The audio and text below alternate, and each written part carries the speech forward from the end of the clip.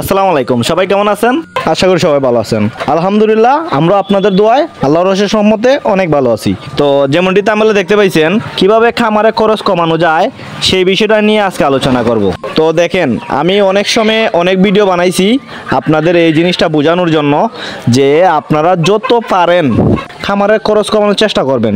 আপনি যত খামারে খরচ কমাবেন আপনি দেখবেন যে মোটামুটি ভালো একটা লাভের মুখ দেখতেছেন, ভালো একটা বেনিফিট পাচ্ছেন। আর আপনি যদি ওটাল শুধু খরচই করেন তাহলে দেখবেন যে আপনি কোনো দিকে কুলিয়ে উঠতে পারবেন না। কারণ আপনি আয়ের থেকে ব্যয় করবেন বেশি। আপনার যেখানে 10 টাকা খরচ করার কথা আপনি ওইখানে করলেন 100 টাকা খরচ। তাহলে দিন শেষে দেখা যাবে কি, আপনি যখন আপনার হিসাবটা করবেন, লাভের হিসাবটা, খরচের হিসাবটা কতটুকু হয়েছে, তখন দেখবেন যে আপনি সেই হিসাবটা ভালো করে মিলাইতে পারতেছেন না। কেন? কারণ ওই যে আপনি 1 টাকার জায়গায় 10 টাকা খরচ করছেন, 10 টাকার জায়গায় 20 টাকা খরচ করছেন। ওইটার জন্য আমি সবসময় বলি যে আপনার চেষ্টা করবেন অল্প টাকা খরচ করতে। যেমন ধরেন এই যে এখানে দেখতে পাইছেন আমি শাটার খাওয়াই, প্লাস সাথে সাথে ধান খাওয়াই, আরও মাঝে মধ্যে যে গাছ টাছ খাওয়াই, কিংবা আপনার বিভিন্ন গাছের পাতা খাওয়াই। তো এখন দেখেন এইগুলা কিন্তু আবার আম গাছের পাতা আছে, এই পাতাও খায়, প্লাস হলো যে গরুর যে ঘাস, সেই ঘাসও কিন্তু এগুলো খুব ভালো করে খায়। আবার আপনারা বিলের মধ্যে দেখবেন যে দল আছে, আমাদের এদিকে দল বলে, কচুরিফনা বলে, এগুলো আছে, এগুলো খায়। তো আপনারা চাইলে এগুলো খাওয়াইতে পারেন। প্লাস হচ্ছে কি আবার পেঁপে পাতা, নিম পাতা, বড়ই পাতা ইত্যাদি ইত্যাদি এগুলো আপনি খাওয়াইতে পারেন। এগুলো যদি আপনি সীমিত আকারও খাওয়ান তাহলে দেখা যাবে কি আপনার শাটারের খরচটা বেঁচে গেছে।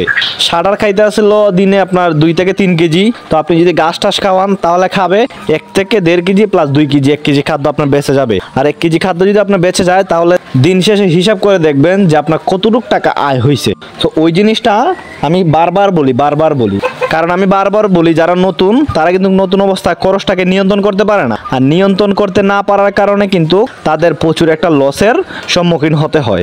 অনেকে আছে যে একবার না একবার একটা ঝামেলা করে একটা ব্যবস্থা করে বেঁচে যায় লসের হাত থেকে। কিন্তু অনেকে এমনও আছে আমি দেখছি যে তারা লসে পড়ে খামারের নামই আর নিচ্ছে না, যে আমি আর খামারই করবো না ইত্যাদি ইত্যাদি এমন কথাবার্তা আমি শুনি, কিংবা আমার নিজেরও দেখা আছে, আমার আশেপাশে অনেক আছে যারা এরকমটা করে।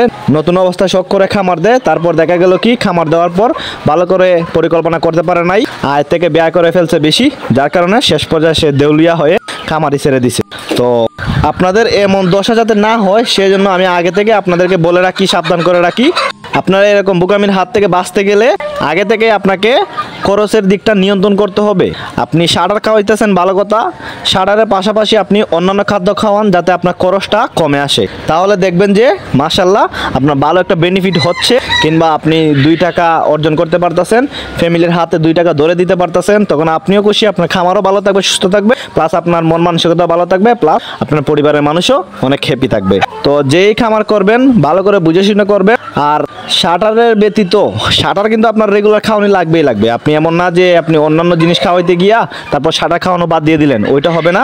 কারণ শাটার না খাওয়াইলে এই মুরগগুলা কিন্তু একটা না 2 বছর 18 মাস ডিম পারে। তাহলে দেখা যাবে কি কিছুদিন পর আপনার ডিমের পরিমাণ কমে আসবে। সো আপনি শাটার বাধ্যতামূলক খাওয়াইতেই হবে। শাটার খাওয়ানোর পাশাপাশি বিকল্প পদ্ধতি হিসেবে আপনি যেমন ধরেন ধান খাওয়াইলেন, ঘাস খাওয়াইলেন, গাছের পাতা খাওয়াইলেন, লতা পাতা খাওয়াইলেন, প্লাস কচুরিপনা খাওয়াইলেন, বড় দল আছে দল খাওয়াইলেন, ইত্যাদি ইত্যাদি জিনিস যেগুলো খাওয়ানো যায় মুরগগুলাকে, সেই জিনিস খাওয়ানোর চেষ্টা করবেন। তাহলে দেখবেন মাশাআল্লাহ আপনার ভালো একটা বেনিফিট হচ্ছে, আপনার মুরগও সুস্থ সবল থাকবে।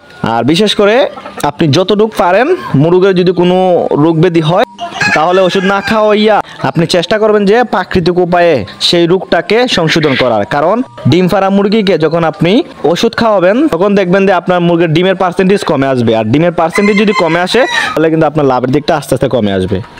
সো এই জিনিসগুলো ভালো করে বুঝবেন, মাথায় রাখবেন, আর শাটারের পাশাপাশি বিকল্প কোনো কিছু খাওয়ানোর চেষ্টা করবেন। সো সবাই ভালো থাকবেন, সুস্থ থাকবেন। ধন্যবাদ সবাইকে। আসসালামু আলাইকুম।